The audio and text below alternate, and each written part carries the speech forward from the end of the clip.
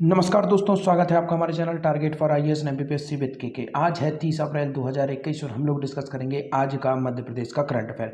दोस्तों सभी को मालूम है कोरोना जो कंडीशन है वह काफ़ी अधिक क्रिटिकल है और सर्वाधिक आवश्यकता इस समय अगर किसी चीज़ की है तो वह है दोस्तों प्रिकॉशन की। सबसे अधिक आवश्यकता है बचाव की। दोस्तों जितना अधिक आप अंदर रहेंगे उतना अधिक सुरक्षित रहेंगे। दोस्तों केवल यह आपकी सुरक्षा का नहीं बल्कि जो सीनियर सिटीजन है हमारे घर में उन सब की सुरक्षा का सवाल है। दोस्तों तो सेफ रहिए। अगर अधिक ज़रूरत पड़ती है किसी प्रकार की मेडिसिन, कोई आवश्यक कार्य अगर आपको पड़ता है तभी बाहर जाइए और जो भी प्रिकॉशन है उन सभी को फॉलो करिए। दोस्तों आज के इस करंट अफेयर में हम लोग डिस्कस करेंगे नारायणगढ़ में ऑक्सीजन के प्लांट के लिए वित्त मंत्री श्री देवड़ा ने दिए 50,31,000 रुपए।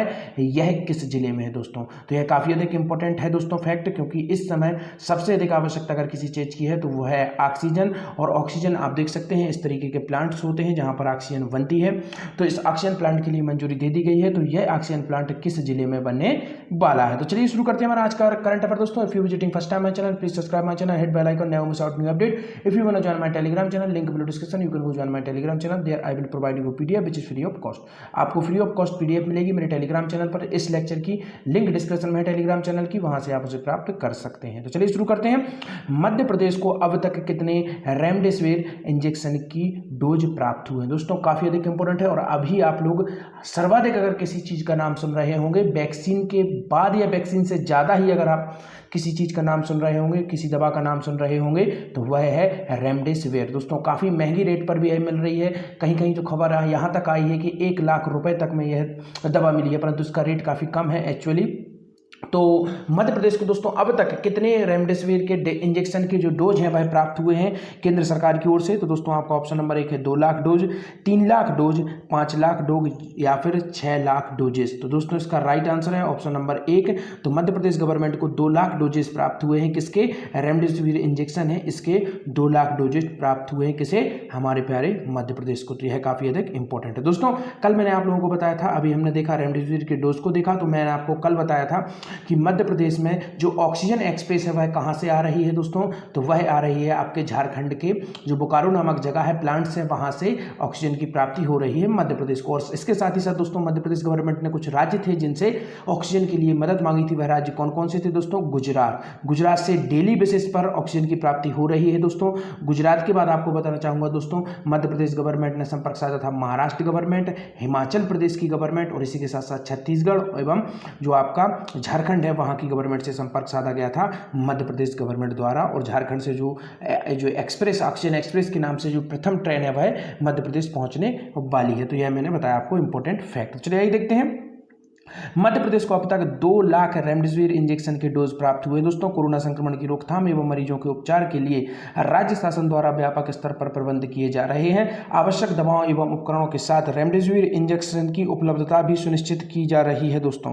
प्रदेश में अब तक 7 विभिन्न कंपनियों से रेमडेसिविर इंजेक्शन के लगभग 2 लाख डोज प्राप्त हुए हैं। आज गुरुवार को निजी सप्लायर के 13,131 डोज प्राप्त हुए जिन्हें जिलों में वितरित किया जाएगा। तो यह काफ़ी अधिक इंपॉर्टेंट है दोस्तों। और यह इंजेक्शन इतने अधिक इंपॉर्टेंट है कि मध्य प्रदेश गवर्नमेंट द्वारा प्राइवेट जेट्स के माध्यम से अर्थात हवाई मार्ग द्वारा इन्हें सप्लाई पहुंचाया जा रहा है जिलों में। काफ़ी अधिक इंपॉर्टेंट है और इसमें काफ़ी अधिक इंप्रूवमेंट भी देखा गया है। तो यह काफ़ी अधिक इंपॉर्टेंट है दोस्तों। देखते हैं नेक्स्ट फैक्ट। मुख्यमंत्री श्री चौहान 6,10,000 शहरी पथ व्यवसायियों के खाते में डालेंगे कितने करोड़ रुपए? तो काफ़ी अधिक इंपॉर्टेंट यह न्यूज़ है दोस्तों। तो मध्य प्रदेश में जो शहरी पथ व्यवसाय योजना है दोस्तों, इसके क्रियान्वयन में मध्य प्रदेश पूरे भारत देश में टॉप रहा है दोस्तों। यह भी काफी अधिक इंपॉर्टेंट है। आगे इससे संबंधित जितने भी इंपॉर्टेंट फैक्ट बनेंगे उन सबको मैं आपको यहाँ पर रिवाइज करा दूंगा, क्योंकि काफी समय बाद यह योजना हमारे दोबारा से चर्चा में आई है। पिछले वर्ष जब हम इसी समय लॉकडाउन के दौरान डिस्कस कर रहे थे तो हर 3 से 4 दिन में इस योजना से संबंधित एक ना एक फैक्ट आ ही जाता था। तो आप समझ सकते हैं काफी अधिक इंपॉर्टेंट यह योजना है। तो देखते हैं आपका ऑप्शन नंबर 1 है 61 करोड़, 50 करोड़, 30 करोड़ या फिर 40 करोड़ रुपए। तो दोस्तों इसका राइट आंसर है ऑप्शन नंबर 1, 61 करोड़ रुपए वितरित किए गए हैं 6,10,000 शहरी पथ व्यवसायियों के लिए। दोस्तों शहरी पथ व्यवसाय योजना के अंतर्गत 10,000 रुपए मिलते हैं, ब्याज मुक्त यह राशि होती है बैंक के माध्यम से। शहरी पथ व्यवसाय के साथ साथ दोस्तों केंद्र सरकार ने शहरी पथ व्यवसाय योजना शुरू की थी, परंतु मध्य प्रदेश गवर्नमेंट द्वारा ग्रामीण पथ व्यवसाय योजना भी शुरू कर दी गई थी। यह अपने आप में काफी अद्वितीय है दोस्तों। और यहाँ पर भी 10,000 रुपए उपलब्ध कराए जाते हैं। पथ व्यवसाय से तात्पर्य दोस्तों जो भी स्ट्रीट वेंडर्स होते हैं, जो स्ट्रीट पर किसी भी प्रकार का जो सामान है उसे बेचते हैं, या कोई फ्रूट्स हो सकते हैं, सब्जी वाला हो सकता है, या फिर आपका किसी भी प्रकार का जो फूड जो आपको स्ट्रीट पर मिलता है अर्थात फुटपाथ पर मिलता है, उन सबको इसके अंतर्गत मदद की जाएगी। कोरोना काल में यह योजना शुरू की गई थी दोस्तों। और इसके क्रियान्वयन में दोस्तों नंबर 1 कौन सा स्टेट रहा था? हमारा प्यारा मध्य प्रदेश इसके क्रियान्वयन में नंबर 1 रहा था। तो यह भी आपको याद रखना है दोस्तों। अब इसका इंपॉर्टेंट फैक्ट दोस्तों यहाँ पर यह है कि यह योजना कब शुरू की गई थी। मैंने आप लोगों को कई बार बताया है, और चलिए अब मैं आप ही के ऊपर छोड़ूंगा इसे कब शुरू किया गया था। इससे संबंधित जितने भी इंपॉर्टेंट फैक्ट थे मैं सभी के सभी आपको बता दिए। अब आपका काम है आपको बताना है यह योजना किस तारीख को शुरू की गई थी। और दोस्तों ऐसा नहीं है कि मैंने आपको नहीं बताया हो, अभी तक आप लोगों को याद हो जाना चाहिए। कई बार मैं आप लोगों को बता चुका हूं। अगर आप लोग इसका जवाब कल नहीं देंगे तो कल मैं दोबारा से आप लोगों को इसके बारे में बताऊंगा। देखते हैं, मुख्यमंत्री श्री चौहान ने 6,10,000 शहरी पद व्यवसायियों के खाते में डालेंगे 61 करोड़ रुपए। मुख्यमंत्री श्री शिवराज सिंह चौहान 30 अप्रैल को दोपहर 3 बजे से 6,10,000 शहरी पद व्यवसायियों के बैंक खाते में 1,000 रुपए की अनुदान राशि अंतरित करेंगे। इस प्रकार 61 करोड़ रुपए डीबीटी के माध्यम से पद व्यवसायियों के लिए डाले जाएंगे। अब यह सर्वाधिक इंपॉर्टेंट फैक्ट है दोस्तों, अभी तक मध्य प्रदेश में दोस्तों 3,13,000 पद व्यवसायियों को यह ऋण दिया जा चुका है। कितने लोगों को मिल चुका है? 3,13,000 पद व्यवसायियों को। अब आपको बताना है कि कितने करोड़ की राशि इन सबको वितरित की जा चुकी है, अर्थात इस योजना के अंतर्गत अभी तक कितनी राशि प्रोवाइड करा दी गई है मध्य प्रदेश में। तो आपका ऑप्शन नंबर 1 है 313 करोड़, 300 करोड़, 400 करोड़, या इनमें से कोई नहीं दोस्तों। इसका राइट आंसर है ऑप्शन नंबर 1, 313 करोड़ की राशि जो है 3,13,000 पद व्यवसायियों को मध्य प्रदेश में अभी तक आवंटित कर दी गई है, जो कि काफी अधिक इंपॉर्टेंट है दोस्तों। तो इसको आपको याद रखना है दोस्तों। फिर देखते हैं, 313 करोड़ रुपए की राशि वितरित कर दी गई है। मध्य प्रदेश में शहरी पद व्यवसायियों को ब्याज मुक्त ऋण उपलब्ध कराया जा रहा है। पीएम स्वयं निधि के क्रियान्वयन में मध्य प्रदेश देश में अग्रणी राज्य में से एक है। तो मैंने आपको शुरुआत में ही बता दिया था, यहां पर हाईलाइट भी कर देता हूं कि जो पीएम स्वनिधि योजना के अंतर्गत यह वितरित किया जा रहा है दोस्तों, और मध्य प्रदेश इसमें अग्रणी राज्य बन चुका है।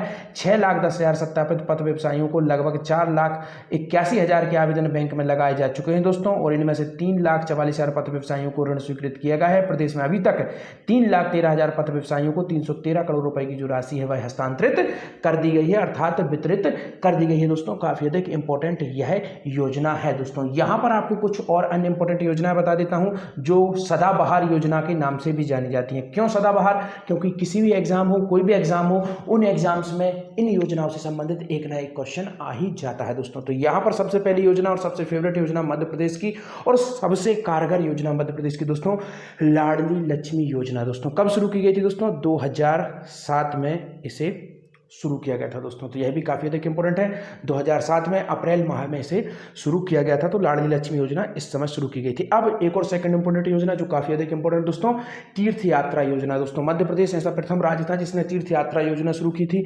तो यह योजना कब शुरू की थी दोस्तों? तो 2012 में। तारीख क्या थी दोस्तों? इसको भी आपको याद रखना है दोस्तों, 3 सितंबर। याद रखिए, 3 सितंबर 2012 को यह शहरी जो तीर्थ यात्रा योजना थी वह शुरू की गई थी। कब की गई थी दोस्तों? 3 सितंबर 2012 को तीर्थ यात्रा योजना शुरू की गई थी। एक और one of the famous and काफी अधिक इंपॉर्टेंट क्वेश्चन है दोस्तों, हर एग्जाम में बार बार पूछा जाता है, एमपीपीएससी का तो फेवरेट क्वेश्चन है दोस्तों, वन धन योजना। दोबारा से यहां पर लिख देता हूं, वन धन योजना। याद कर लीजिए योजना, इसको पहले नोट कर लीजिए, काफी अधिक इंपॉर्टेंट है। वन धन योजना, वन धन योजना कब शुरू की गई थी? यह काफी अधिक इंपॉर्टेंट है दोस्तों। तो यहां पर यह शुरू की गई थी दोस्तों 2019 में। आपको याद रखना है कब शुरू की गई थी? 2019 में दोस्तों इसे शुरू किया गया था।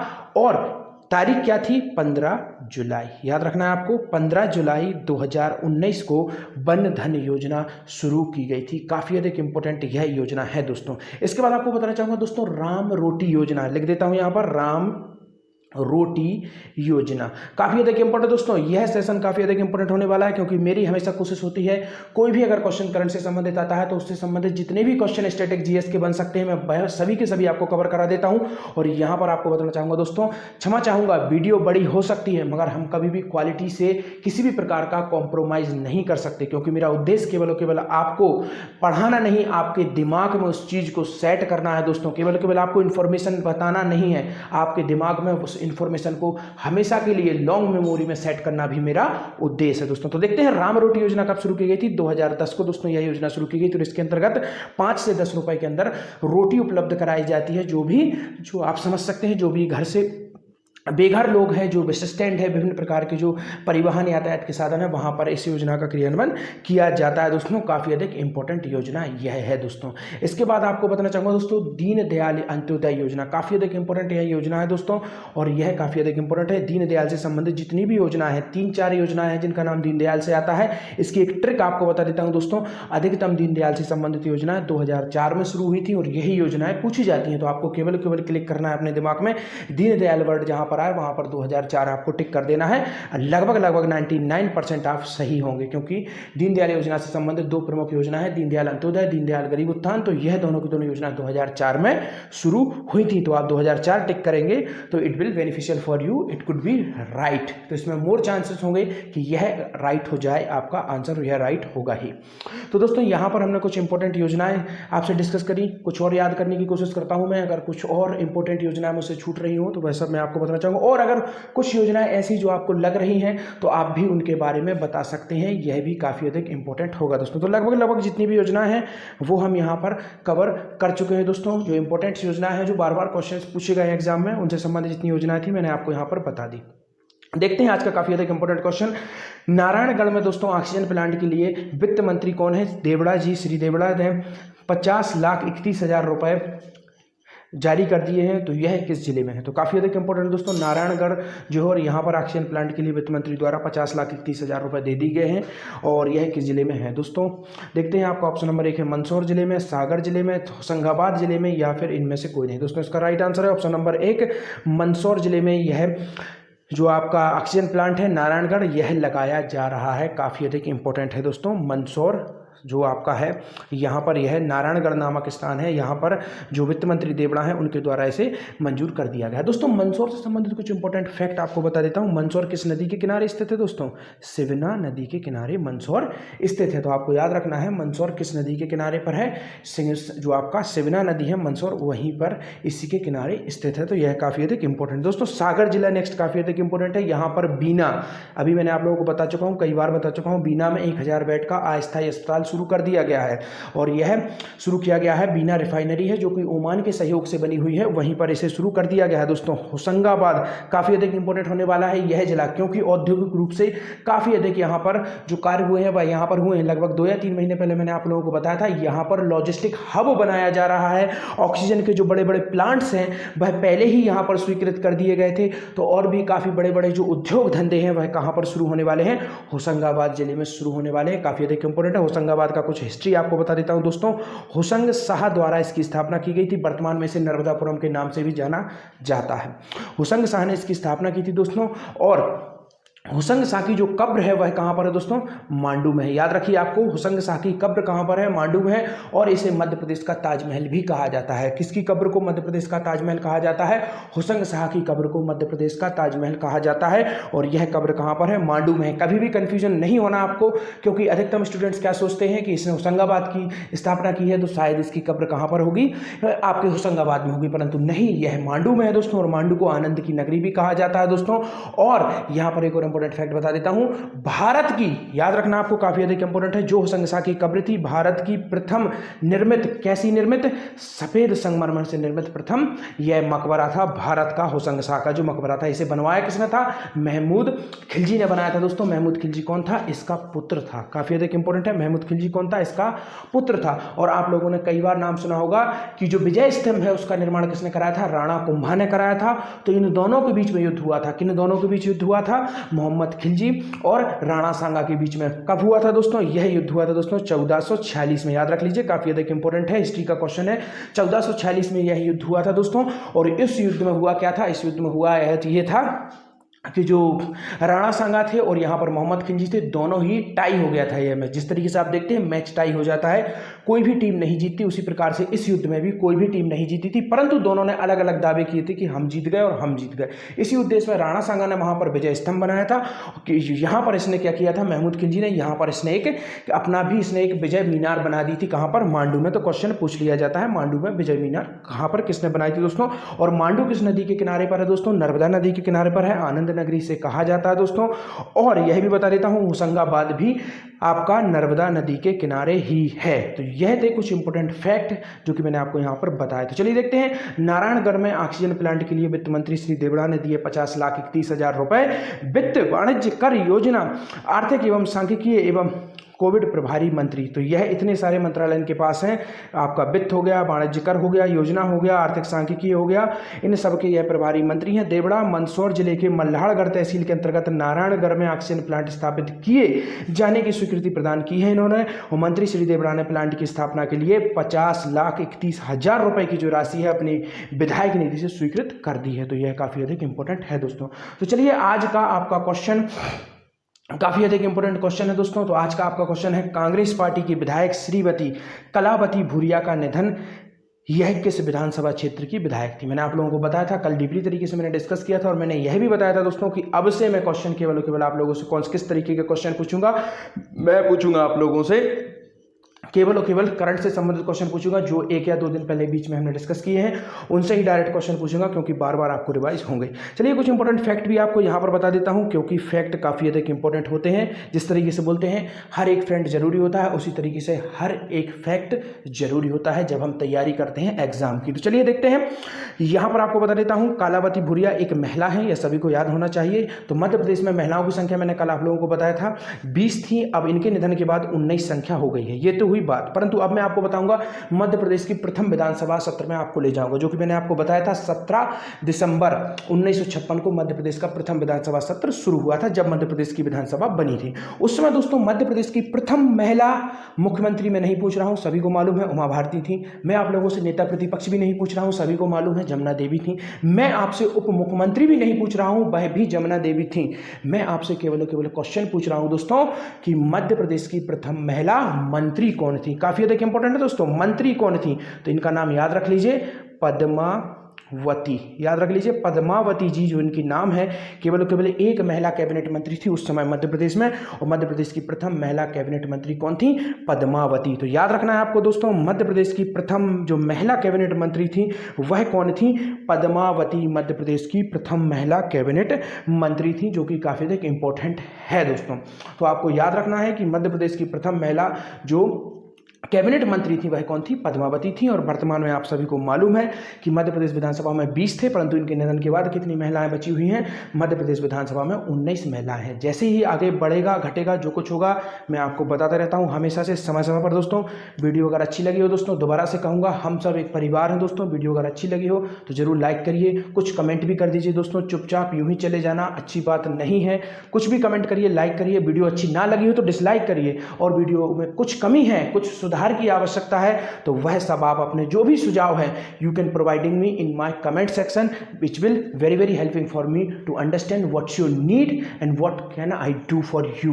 तो मुझे पता चलेगा कि आप लोगों की आवश्यकता क्या है, और मैं यह भी समझ सकूंगा कि मैं और क्या कुछ आप लोगों को प्रोवाइड कर सकता हूं दोस्तों। यह सब कुछ फ्री ऑफ कॉस्ट है दोस्तों। कमेंट में आपको कोई पैसा लगता नहीं, लाइक में डिसलाइक में भी आपको कोई पैसा लगता नहीं, तो प्लीज इतना तो आप कर ही सकते हैं। और अपनी PDF को लेना ना भूलिए दोस्तों, प्लीज दोबारा कहूंगा टेलीग्राम चैनल को ज्वाइन करिए, उसका लिंक डिस्क्रिप्शन में है। अगर आपको टेलीग्राम चैनल ज्वाइन करने में कोई दिक्कत होती है तो वह भी आप मुझे बताइए, आप टेलीग्राम चैनल को इजीली एक्सेस कर पा रहे हैं कि नहीं, यह भी मुझे बताइए। अगर कोई दिक्कत है तो मैं आपकी मदद करता हूं, और काफी ईजी है दोस्तों। आपको केवल लिंक पे क्लिक करना है, टेलीग्राम चैनल आप ज्वाइन कर लेंगे और वहां पर आपको इसकी PDF मिलेगी जो कि फ्री ऑफ कॉस्ट है। और दोस्तों काफी अधिक इंपॉर्टेंट क्वेश्चन आपको यहां पर बताना चाहूंगा। काफी सारे मेरे फ्रेंड्स पूछ रहे थे सर हिस्ट्री की वीडियो क्यों नहीं कंटिन्यू हो रही। दोस्तों मैं आप लोगों को छोटे वीडियो दे रहा था, परंतु जो मैंने इतना लंबा गैप आप लोगों को दिया है किन्हीं निजी कारणों से दोस्तों मैं आप लोगों को यह वीडियो नहीं प्रोवाइड करा पाया, परंतु मैं आप लोगों को सीधा एक वीडियो बना दूंगा, चाहे वह 1 घंटे का बने या 2 घंटे का। उसमें पूरा का पूरा मध्य प्रदेश का जो आधुनिक इतिहास है वह मैं कवर करूंगा। आपको घबराने की कोई आवश्यकता नहीं है। मैंने आप लोगों से कहा था कि मध्य प्रदेश का MPPSC के सिलेबस के अकॉर्डिंग मध्य प्रदेश का इतिहास और उसके प्रमुख वंश प्राचीन काल से लेकर आधुनिक काल तक, अभी हम मध्यकाल में आ चुके हैं। एक वीडियो आएगी मध्यकाल की, मध्यकाल खत्म हो जाएगा। इसके बाद आधुनिक मध्य प्रदेश का इतिहास, मध्य प्रदेश का स्वतंत्रता आंदोलन में योगदान, कुछ वीडियो आ चुकी हैं, कुछ और आएंगी। यह सभी की सभी मैं आपको प्रोवाइड कराऊंगा फ्री ऑफ कॉस्ट। मैंने आप लोगों से वादा किया था और मैं वादा पूरा जरूर करूंगा एग्जाम के पहले दोस्तों। तो thank you so much watching this video. बने रहिए हमारे साथ। Target for IAS MPSC with KK।